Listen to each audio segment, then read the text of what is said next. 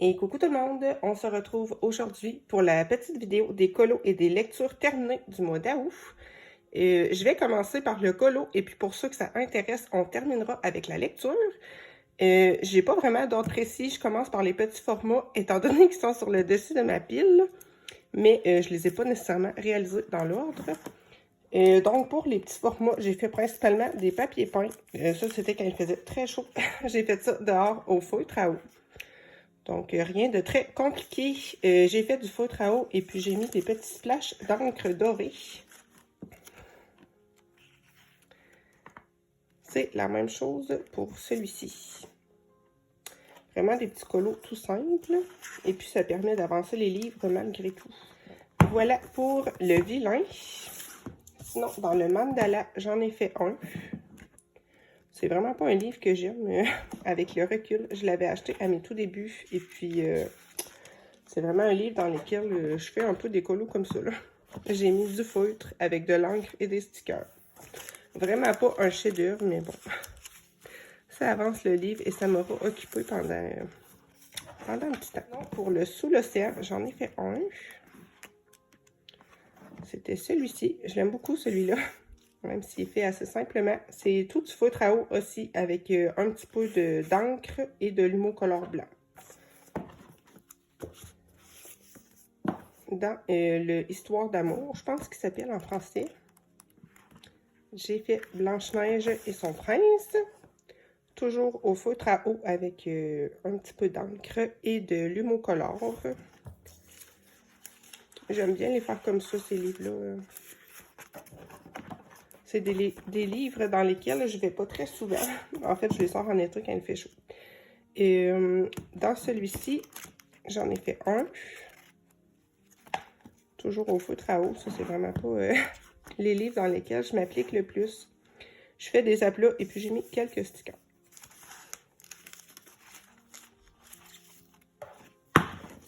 C'est tout pour les petits formats. Dans le Mariatrol, le Nightfall, j'en ai fait un que j'ai fait également au feutre à eau.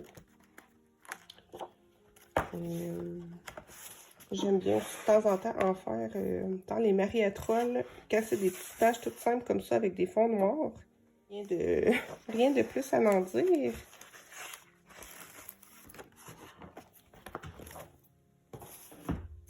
Dans le Blanche-Neige de Fabiana Attanasio, j'ai fait ma double page avec Blanche-Neige et la sorcière que j'aime beaucoup. Je pense que c'est un de mes colos préférés du mois. Que j'ai fait presque entièrement à l'aquarelle. J'ai mis un petit peu de stylo gel et puis un petit peu d'encre. Et c'est tout. J'ai mis un petit peu de l'humocolore aussi. Et il me semble que dans les cheveux, j'avais mis un petit peu de Prismacolor blanc. Si ça vous intéresse de faire ça avec moi, j'avais fait la vidéo coloriage avec moi sur ce dessin-là, si jamais ça vous intéresse. Dans le boule de poil, j'en ai fait un au feutre alcool. Et puis dans le fond, j'ai fait un collage. J'aime beaucoup faire ça quand il y a des fonds qui me plaisent un peu moins. Il y avait des espèces de ronds dans le fond. Moi, j'ai colorié en noir avec un feutre alcool et puis j'ai collé des papiers à motifs ainsi que des petits stickers. J'aime bien faire ça. Je trouve que ça ajoute une petite ambiance au dessin. Donc, voilà pour lui. Je l'aime beaucoup aussi. J'ai mis le speed coloring sur Insta et il est aussi dans un des vlogs. Je pourrais pas vous dire lequel. Dans le livre, sur les livres de Sarah Jimas, en français, c'est Un palais d'épines et de roses. J'ai fait cette page-ci que j'aime trop. Franchement, je suis super contente de ce colo-là. Et puis, je suis contente aussi d'avoir démarré mon livre. C'est une saga de livres que j'aime beaucoup, comme plusieurs le savent déjà. Et celui-là aussi, il est dispo, dans le fond, en coloriage avec moi sur la chaîne. Ça vous tente de faire ça avec moi. J'avais fait une base de feutre alcool et puis je suis venue retravailler par-dessus avec de l'aquarelle et un petit peu... j'avais utilisé un Prismacolor jaune pour faire les petits reflets sur les pierres.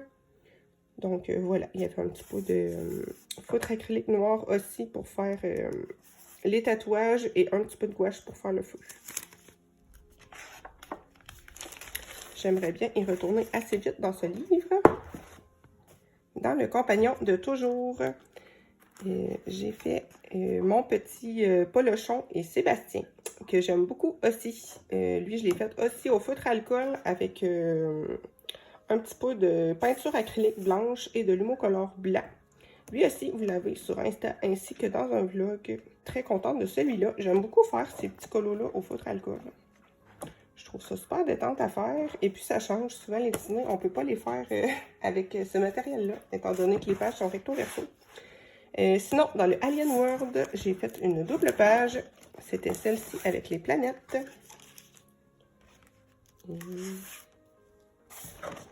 Que j'ai fait aussi à l'aquarelle. Avec un petit peu de peinture acrylique blanche. Le fond, c'était de la gouache. Et puis, j'ai mis un petit peu de l'humocolore comme toujours. Lui aussi, vous l'avez en coloriage avec moi si ça vous intéresse de faire ça avec moi, justement. Donc, voilà.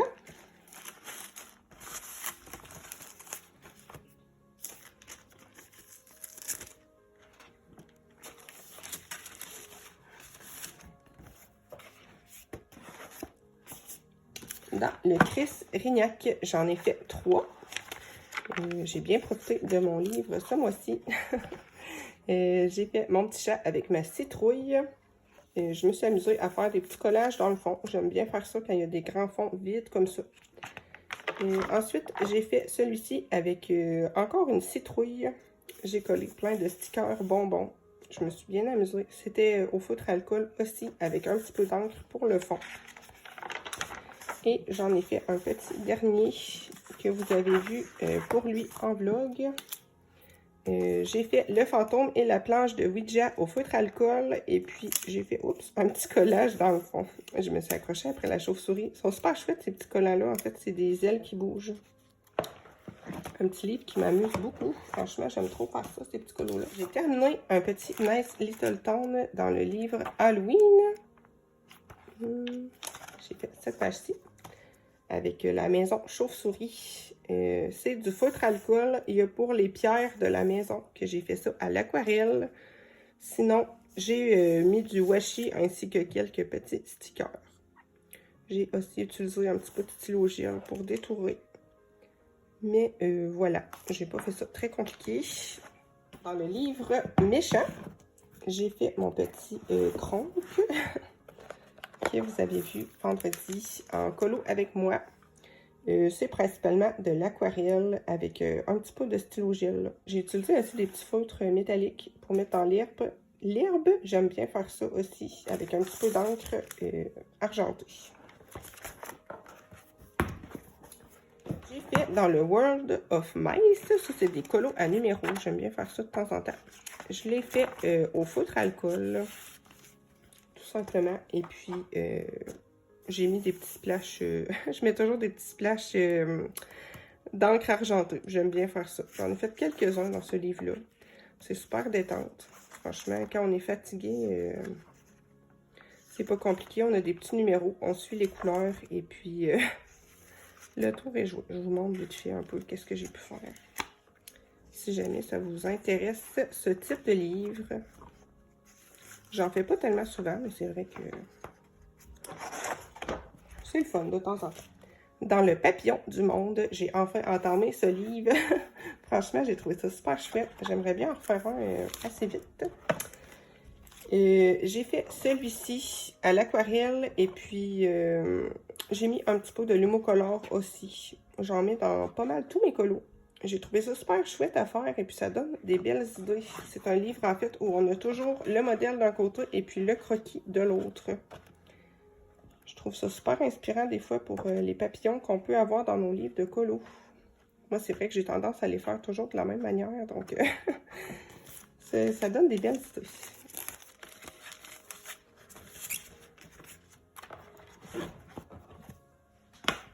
Toujours dans le Chris Rignac, mais le Frogs and Friends. J'ai fait ma petite chenille avec ma grenouille.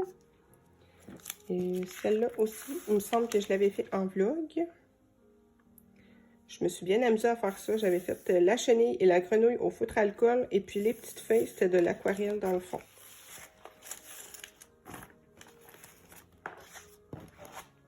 Dans le Diary of the Witch, j'ai fait une petite sorcière avec son dragon. J'ai mis plein de paillettes. C'est assez rare que j'en utilise. Du stylo gel aussi. Et puis, voilà, c'était du feutre alcool. J'ai bien utilisé mes feutres ce mois-ci.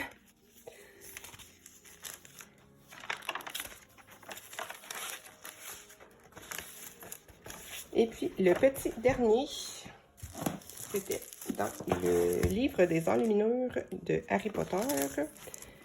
J'ai fait... j'ai pas mis pour ça. Ah oui, là. Il est plus loin que je pensais. J'ai fait celui-ci, Harry à la plage, sur la tombe de Dobby. Donc ça, c'était principalement de l'aquarelle avec un petit peu de gouache. J'ai utilisé un petit peu de stylo gel, mon Lumocolor comme toujours. Ça aussi, si ça vous intéresse de faire ça avec moi, je l'ai fait en coloriage ensemble sur la chambre. Je suis bien contente de ce colo-ci.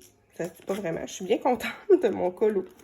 Et puis, mon livre avance super bien. Franchement, j'en faisais un par mois avant. Et puis, j'avais pris une petite pause pour l'été. J'aimerais bien reprendre pour continuer de l'avancer. C'est un mini flip en même temps. Vous n'aurez pas vu tous les colos, mais si ça vous intéresse que je vous fasse un flip plus complet un jour, faites-moi signe.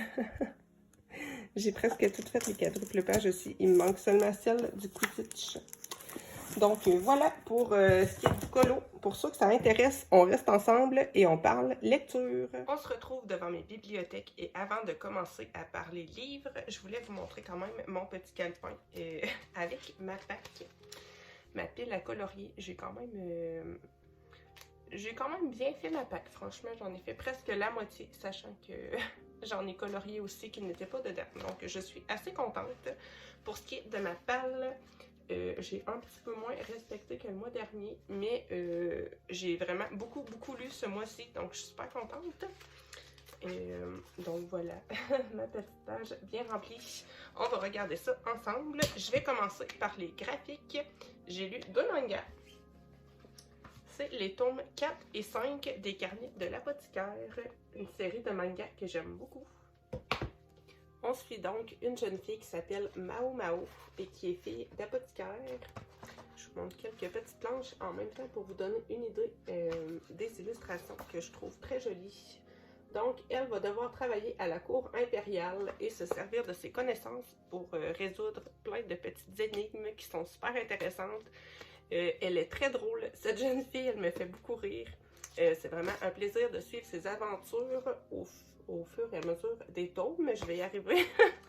Pour continuer dans la lignée des graphiques, j'ai lu Bâtarde de Zeus, une BD super intéressante que j'ai vraiment adorée. C'était une super découverte, d'autant plus que les dessins sont vraiment très beaux. Moi, c'est le style d'illustration qui me parle beaucoup. On dirait un peu que ça a été colorié au crayon. Je trouve ça vraiment super joli, très coloré.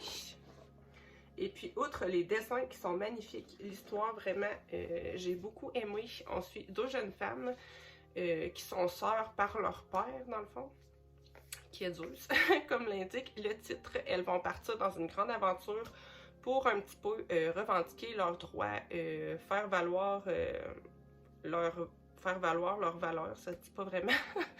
Mais dans le fond, c'est un grand périple pour un petit peu, comment je dirais, pour un petit peu créer leur identité aussi, découvrir leurs racines. Vraiment, c'est super intéressant, ça aborde plein de thèmes. Si c'est quelque chose qui vous intéresse, franchement, je vous la conseille fortement.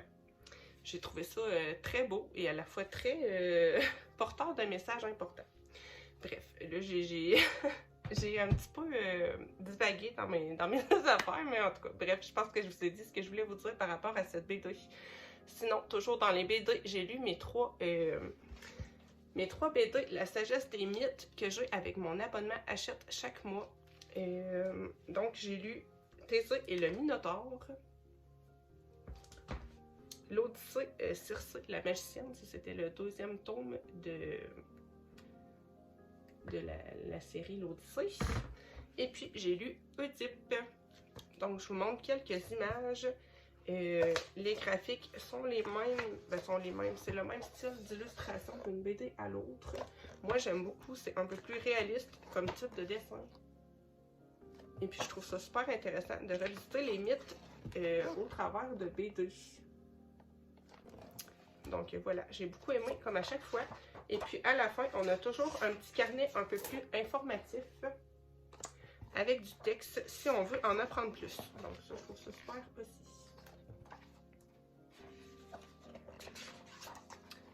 Donc, voilà à quoi ça ressemble. C'est à peu près la même chose pour chaque BD. Franchement, à chaque fois, j'aime beaucoup lire ça. Je vais passer maintenant au roman. J'ai vraiment beaucoup lu ce mois-ci. Franchement, je me suis surprise quand j'ai vu la grosse pile qui montait. J'ai pas eu l'impression de lire tant que ça. Mais j'ai lu beaucoup de livres coup de cœur ce mois-ci. Donc, c'est peut-être pour ça que j'ai pas vu les pages défiler. J'ai lu, là je vais pas dans l'ordre en fait, j'y vais selon ma pile. Les filles de Caleb, le tome 1, c'est le chant du coq. Ça, c'est un livre que j'ai lu maintes et maintes fois quand j'étais un peu plus jeune. C'est un grand classique, on va dire, québécois. On suit une jeune fille qui s'appelle Émilie. Dans le fond, c'est le récit d'une vie. On la suit quand elle est jeune, ses rêves, ses ambitions, ses amours. On la voit qu'il y a des enfants, on la voit qu'il y a parfois une vie difficile, une vie heureuse. Franchement, moi, j'adore ce récit-là. Et puis, ça me rend super nostalgique à chaque fois que je le lis. Si vous aimez les histoires un petit peu qui font référence à une autre époque, j'irai pas jusqu'à dire historique, parce que c'est quand même... ça se déroule dans le Québec d'antan, mais... l'histoire débute en 1892, donc c'est plus notre époque, mais c'est pas non plus historique, là, si on peut dire. Mais ça nous rappelle plein de mœurs, plein de choses qu'on connaît, mais qu'on n'a pas vécues, si on peut dire. Moi, je trouve ça super intéressant, ce type de livre. Donc, je vous le conseille si vous aimez ce type d'histoire qui se passe à une autre époque. Et voilà, pour celles et ceux qui l'ont lu, dites-moi si vous avez le même sentiment que moi par rapport à cette saga. Moi, franchement, je l'ai lu, je pense, au moins 4 ou 5 fois. J'ai regardé la série plein de fois. C'est vraiment de la pure nostalgie pour moi, cette saga-là. Saga-là, ça se dit pas trop, mais en tout cas, on le dit pareil. Sinon, j'ai lu Gold, c'est le tome 5 de la saga Dorian. Une de mes sagas chouchou à vie, franchement, moi... je fais ma petite propagande à chaque fois pour ce livre-là, mais j'aime trop. Si vous êtes amateur de romantici, c'est sûr qu'il y a plusieurs trigger warnings. Il faut quand même bien s'informer. Il y a des sujets qui sont traités qui sont assez difficiles, surtout dans le tome 1, je trouve. Dans les autres tomes aussi, mais c'est un peu différent. Bref, j'en dirai pas trop pour pas spoiler. Et puis c'est un tome 5, donc je vous ferai pas de résumé non plus. Mais à chaque fois que j'ouvre ces livres-là, franchement, j'ai l'impression de retourner à la maison. Vous savez, ce sentiment qu'on peut avoir face à certains livres. J'aime les personnages de tout mon cœur. Franchement, j'ai l'impression presque de les connaître pour vrai. Tellement, tellement c'est bien fait, tellement ils sont bien développés. L'histoire est fantastique. L'univers aussi. Moi, franchement, je suis purement amoureuse de cette saga. Donc voilà, une de mes meilleures sagas à vie. Sinon, j'ai lu La loi du roi Aurore. Ça, c'est le tome 2 de Les épreuves de la Reine du Soleil. J'ai bien aimé aussi. Je n'irai pas jusqu'à dire que c'est un grand coup de cœur, mais ça me fait un peu penser... ça a des petites vibes un petit peu à la série de Sarah J. Maas, Un palais d'épines et de roses. Il y a quand même beaucoup de choses qui m'y ont fait penser, donc j'ai bien aimé une lecture qui se lit super vite et qui est somme toute très agréable. Donc je vous le conseille aussi si vous aimez la romantici. Sinon, j'ai lu le tome 4 de Hadès et Perséphone. Livre qui a commencé quand même sur une grande déception. Franchement, j'ai lu toute la saga d'Hadès avant et puis j'avais lu évidemment les 3 autres tomes de Hadès et Perséphone. Ça n'a jamais été une série vraiment coup de cœur pour moi, mais j'aimais bien. Et puis, ça se lit bien. J'avais hâte quand même de savoir la fin, étant donné que les 2 sagas précédentes se terminaient quand même sur un événement assez grave, si on peut dire. Pour ceux qui ne le savent pas, dans le fond, c'est 2 séries, mais qui vont ensemble. Donc, on a la série Hadès et Perséphone qui est vue du point de vue de Perséphone et la série Hadès qui est vue du point de vue d'Hadès. Donc, c'est la même histoire, mais vue en 2 points de vue. Et puis, ce livre-là, c'était la fin, dans le fond, des 2 sagas. Franchement, le premier quart du livre, là, j'ai trouvé ça complètement inutile et assez frustrant, pour être honnête. J'ai été très déçue de la tournure du livre, étant donné que j'avais somme toute assez aimé les autres. Finalement, la fin du livre, c'est quand même mieux. Les personnages partent sur une quête qui fait enfin du sens, là. Donc, assez mitigé sur ce livre-là. J'ai quand même bien aimé. Je suis contente d'avoir fini la saga, mais c'est pas un coup de cœur non plus. Donc, voilà. Assez spicy aussi, là. Il y a quand même plusieurs scènes explicites, si on peut dire ça ainsi. Donc, pour public averti. Sinon, j'enchaîne sur un gros coup de cœur. Mémoire de la forêt, sans grande surprise. Une saga que j'aime énormément, qui franchement met du beau mon cœur. Et puis, le livre en soi est vraiment magnifique avec plein de belles illustrations dedans. Pour ce tome-ci, on alterne entre notre histoire et puis des récits qui ont été écrits, on va dire, de la main de quelqu'un sous forme de petites lettres, là. Donc, j'en dirai pas plus pour pas spoiler, mais franchement, tout aussi merveilleux que le premier. Les petits récits dont je vous parle, c'est sur des pages un peu comme ça, style manuscrit. Vraiment, c'est trop beau. Je vais essayer de vous montrer une autre image. Et puis toujours des messages tellement beaux. Tellement beaux dans ce livre-là. Franchement, je vous les conseille. Et puis, c'est vraiment pour tous les âges. Moi, je pense que ma fille qui a 9 ans pourrait très bien lire ça, là.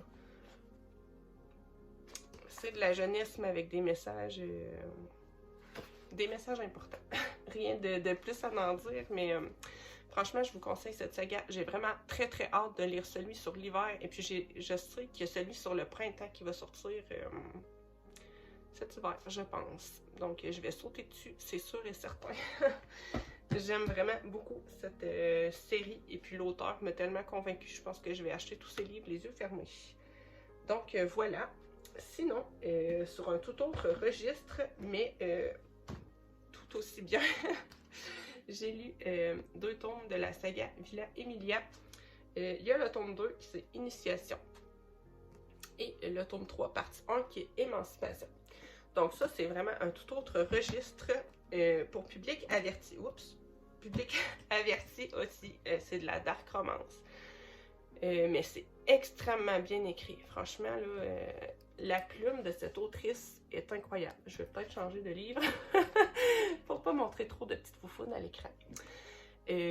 Extrêmement bien écrit, un récit qui est super bien construit aussi, franchement incroyable cette saga. Si vous aimez le style, on suit, pour faire un résumé très global, parce que vraiment au fil des livres, on se rend compte que c'est beaucoup plus compliqué que ça et que c'est vraiment une histoire...